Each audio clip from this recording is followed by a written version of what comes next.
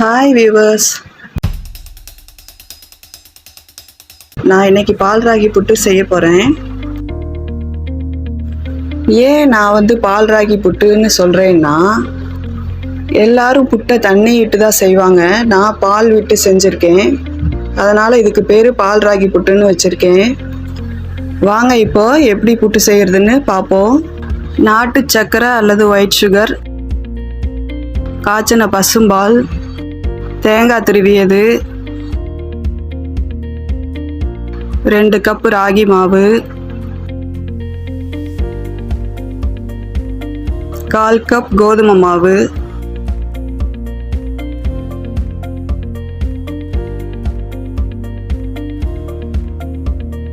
அரிசி மாவு 2 ஸ்பூன்,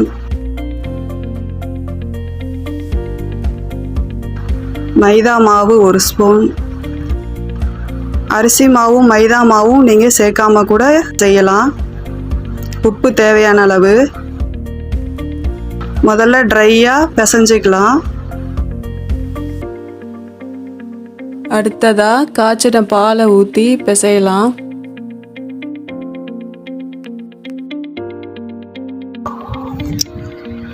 புட்டு உதிரி உதிரியாக வர்றதுக்காக பாலை கொஞ்சம் கொஞ்சமாக ஊற்றி பிசறணும்.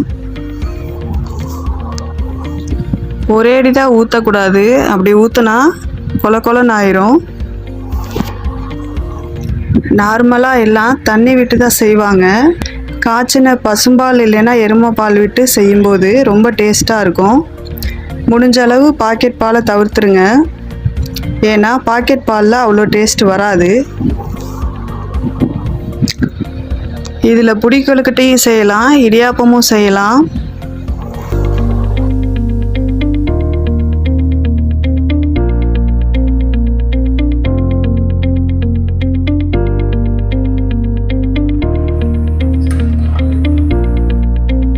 இப்போது பிசைஞ்ச மாவை இட்லி தட்டில் போட்டு 15லேருந்து 20 நிமிஷம் வேக விடலாம்.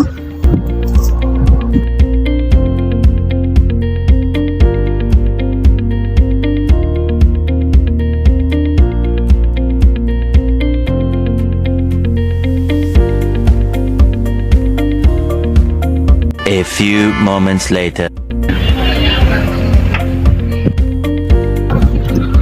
இப்போ 20 நிமிஷம் ஆயிடுச்சு.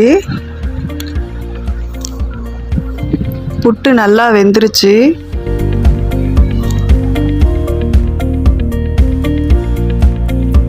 இப்போ அந்த புட்டை வேற பாத்திரத்தில் மாற்றிக்கலாம். இப்போ அந்த புட்டு சூடாக இருக்கையிலே நாட்டு சர்க்கரையை போட்டு பெசரி விட்டுறலாம். அப்போ தான் ஈஸியாக புட்டில் அந்த இனிப்பு சாரும். அப்படி இல்லைன்னா நீங்கள் ஒயிட் சுகர் போடுற மாதிரி இருந்தால் மிக்சியில் போட்டு அரைச்சி சேர்த்துக்கங்க. அடுத்ததாக திருவி வச்ச தேங்காய் துருவலை போட்டு பெசரி விடுங்க. இப்போது டேஸ்டான பால் ராகி புட்டு தயாராகிடுச்சு. ஹாய் மக்களே, வெல்கம் டு தி ஷோ. இது நம்ம ஈவன் டிவியில் ஒரு ஃபுட் ரிவ்யூ ஒன்று ஸ்நாக்ஸ் பண்ணலான்னு சொல்லிட்டு பிளான் பண்ணோம். ஸோ இன்னைக்கு நீங்கள் இவ்வளோ நேரம் பார்த்துட்டு இருந்தது மேக்கிங் வீடியோ இந்த பால் ராகி புட்டு. ஸோ இந்த பால் ராகி புட்டு ரொம்பவே ஸ்பெஷல், சூப்பர் டிஷ்ஷு, எங்கள் வீட்டில் ஃபேவரட்டான டிஷ்ஷு. ஸோ ரொம்பவே டேஸ்டியாக இருக்கும். ஸோ இன்னைக்கு ப்ரிப்பேர் பண்ணது எப்படி இருக்குன்றத ஒரு ரிவ்யூ பார்த்துடலாம்.